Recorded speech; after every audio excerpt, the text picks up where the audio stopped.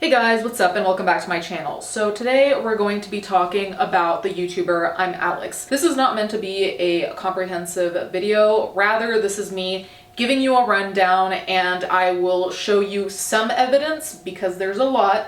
I will show you some, the rest will be linked down below and you can look at it and come to your own conclusions. Quick context / background as to the general gist of what is going on. ImAllexx, a commentary YouTuber. I used to watch ImAllexx a couple years back, then I got a weird off-putting vibe for no real big reason at the time.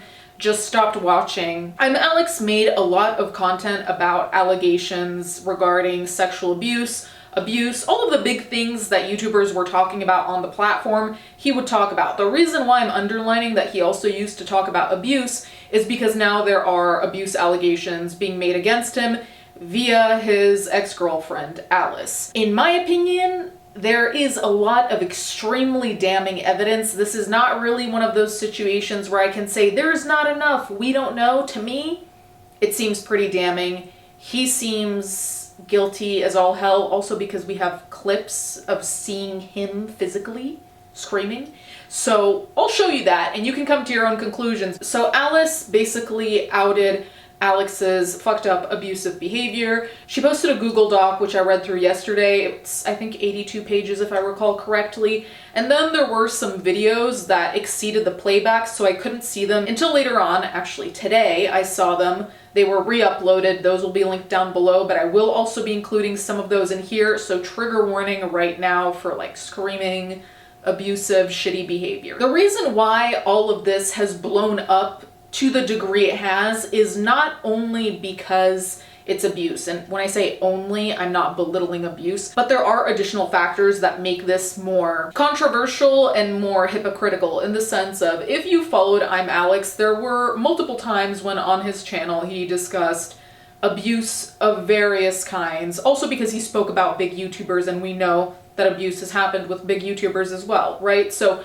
he discussed that. He often was defending victims, in favor of victims, blah, blah, blah. I think you can see where this is going. Now, there are allegations against him, credible ones at that, with video and audio proof as well as text message proof, that he's actually one of the people that he basically was speaking against. It's like someone screaming off the rooftop, fuck abusers, they're terrible, blah, blah, blah. And guess what? The call's coming in from inside the house.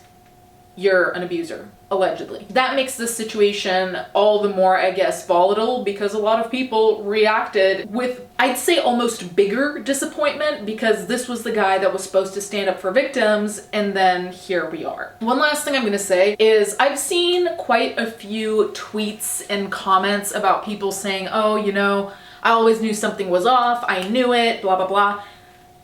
I get that. I also just think we need to remember and keep in account that there is a victim here. So as much as you might feel, I don't want to say satisfied, but as much as you might feel like you got a confirmation that your feeling that something was off was right, let's not go too deep in the territory of, ha, knew it, he's an abuser, he's fucked up, whatever, because at the end of the day, there was someone going through that abuse. Right? The document was really what I focused on because, like I said, the videos were not available.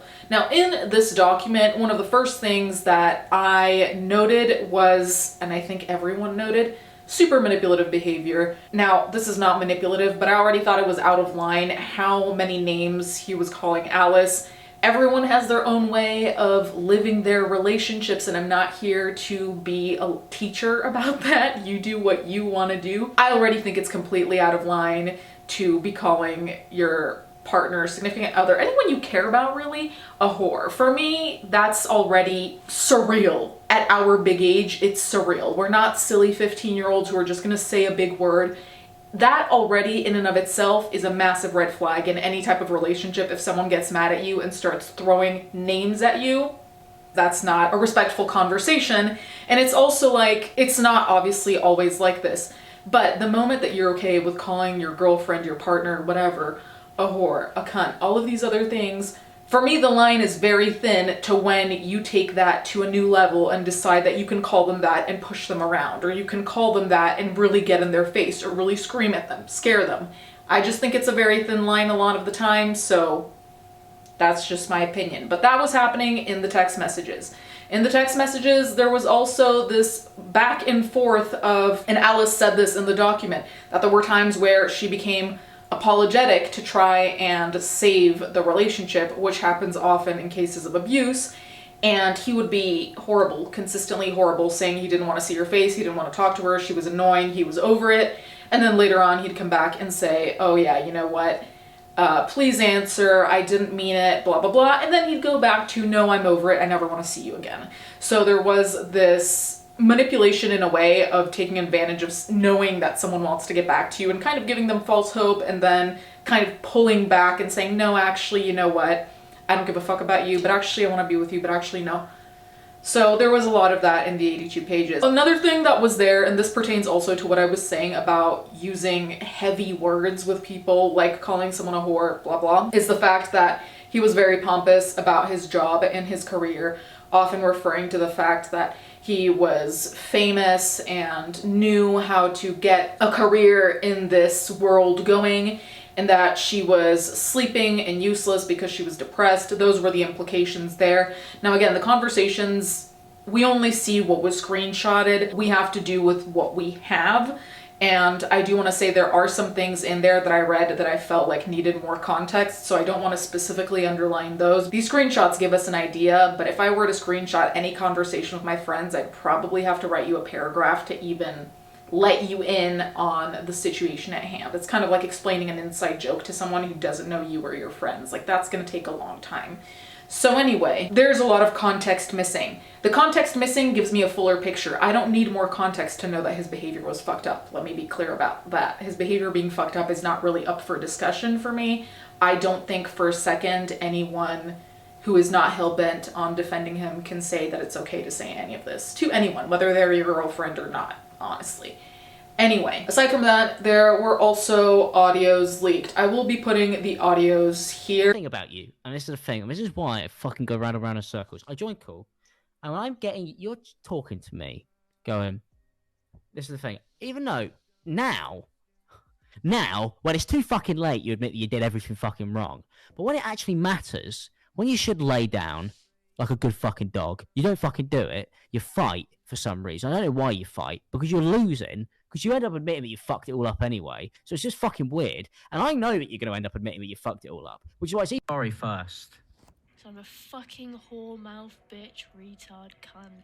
Is it generally because you're just fucking brain dead? Yeah, I'm very brain dead, yeah. Is that why you decided to go on the fucking offensive instead of the, maybe... Offensive. Okay. I don't know what to call what you did. It was weird. It's always weird. You always take this fucking weird route. Just do the normal route, which is...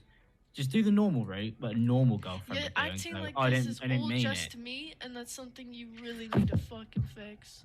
I'm gonna fucking bash your fucking head against the wall with a brick if you don't shut the fuck up. Because this one, genuinely, this one, you fucked this, royally fucked this. What judging mental is, I think I may have said like 100 times to the point where it's actually really hard to follow what I'm saying because it's so flexible. I've gone, you could do this, but you might be able to do that, but you might be able to do that, and you might be able to do this, and this might work, but you might be able to do that. And it sounds fucking mental. I don't even understand how you could possibly actually follow along to it. Like most of my friends struggle to actually understand what I'm saying. But that's why I'm a professional and you're all not. And then when you go, I don't like this, it's not massive issues there.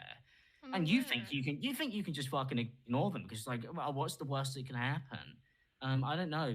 Your boyfriend's a fucking famous internet celebrity and doesn't trust these people because he has to keep his circle small. Because you might not have anything to fucking lose because your life might be down the fucking drain, but I still have quite a lot that I would like to fucking give. You're making it incredibly fucking hard for me. Just like Lewis did. Yeah. I fucking hate all of you. You guys are fucking like I can't make any videos of Paul Breach.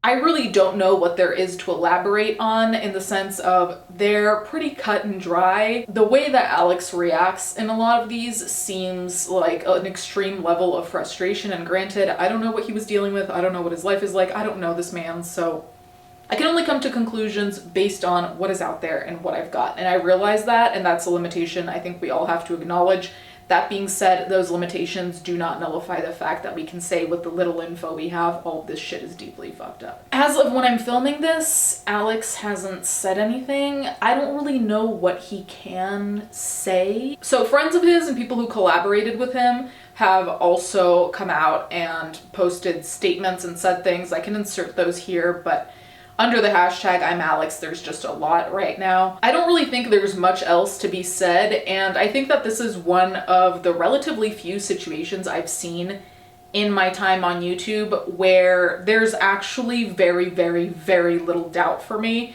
in terms of the evidence that's been shown and the reality at hand. I think they align. A lot of other times it's a lot more nebulous, it's a lot more complicated. I am glad that Alice came forward and said something. I will say I think it's extremely telling that people who used to be friends with ImAllexx are backing Alice on this, because people who know Alex and have been around him see this as being a reality, and that to me is more telling than anything else, because they're not hell-bent on saying no, there's no way, it's not possible, blah blah blah. So, you know, I don't know what these people know, I don't know what these people have seen, but if everyone's suddenly turning on you, I have to also wonder, what do they know that might say, oh, you know what, maybe he did do this. Anyway, thank you guys so much for watching. Thank you to my patrons as always, and I'll catch you guys next time.